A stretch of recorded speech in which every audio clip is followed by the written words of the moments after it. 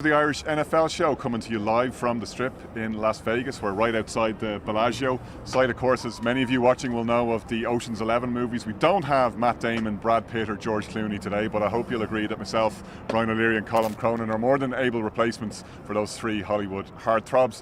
We're going to be talking about the keys to the game shortly, but firstly, Brian, myself and yourself are just arrived fresh from the NFL International Press Conference today, where we got some really good news about further NFL expansion into Europe and a new game in 2025 in Madrid, which had been teased. We now have a little bit more detail and very exciting news indeed. Yeah, absolutely. There was a lot of speculation. It would have been the 2024 season, which is ahead of us next September. It wasn't to be. They've gone to Brazil just for the next season. But yeah, fantastic news this morning. Fantastic news for all NFL fans across the globe internationally that the game is coming to Spain. Another country as part of the program that's going to get a game. They spoke this morning about the fact that the Chicago Bears and the Miami Dolphins have the agreement with Spain at the moment, so there's a lot of conversation whether they would be playing there.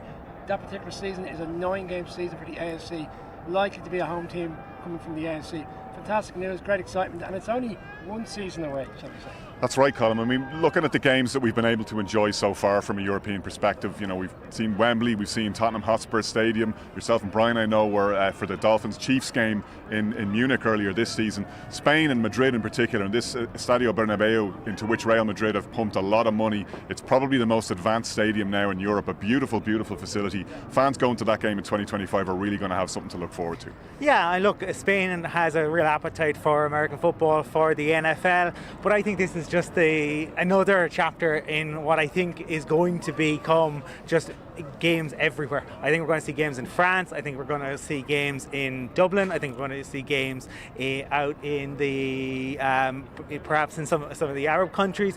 I think perhaps even pre-season games, Japan, Australia. They've done it before. There is a real appetite for the global growth of the game, and it is happening. One game we are going to see, and one place that's definitely going to be hosting a game, is Allegiant Stadium in Las Vegas, not too far away from where we're standing right now on the Irish NFL show in association with our partner QuinBet. And can I also give a shout out to our friends at CBS, who very generously allowed us to use their beautiful broadcast position here at the Bellagio, and we've had a lot of help from Tim, Phil and Jerry, who got us set up to record today. But Brian, one of the things we really wanted to talk about ahead of that game is some of the keys to the matchup between the Chiefs and the 49ers. What's your key to the game? The nature of how the 49ers start for me. We've seen over the course of the last two games, the divisional round, the championship round, very slow start from the team. Came to the fore in the second half in terms of coming back against the Packers, coming back against the Lions. If they start in that if that instance comes tomorrow, for me, will they be able to come back against a Chiefs team who have been so dominant within their defense over the course of the last few weeks?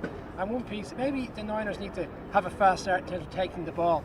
In the two games which the Chiefs have played in the playoffs, in terms of divisional round, chapter round, haven't had the ball first. Same for the 49ers. Interesting to see.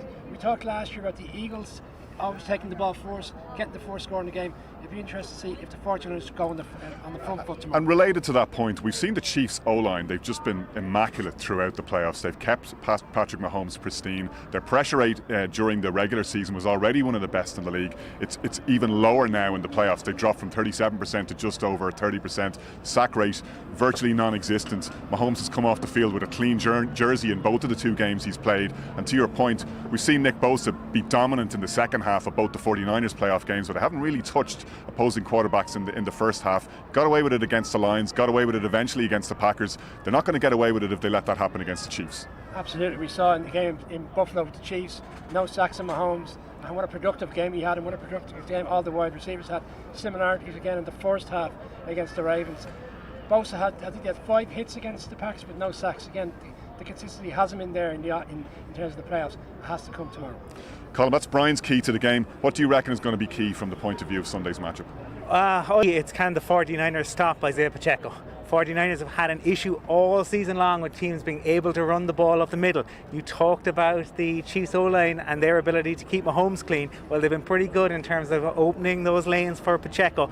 He is averaging 3 yards after contact this season. We know he runs like Taz, the Tasmanian Devil. There's all sorts of different comparisons, and he looked on Monday night like he talked about wanting to go back to back. He is going to put everything into it, and to me, I suppose, like, the worry for any defense, right, is you're facing Patrick Mahomes. If you try to stop the run, well, then Mahomes can pick you off.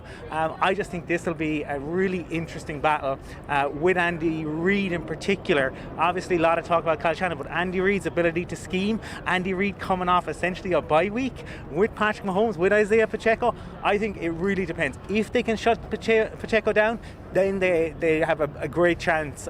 But can they do that? I don't know if they can, Connor. And I know it's a truism, but stopping the run is going to be key for both of these teams, right? Because you talked about can the 49ers stop Pacheco, but the Chiefs are 7-6 in games where they've given up over 110 yards rushing this season, 7-0 when they've kept teams to under 100 rushing yards. We saw particularly in the Buffalo game, once they got a handle on James Cook and once they stopped Josh Allen in the second half against Buffalo, they won the game.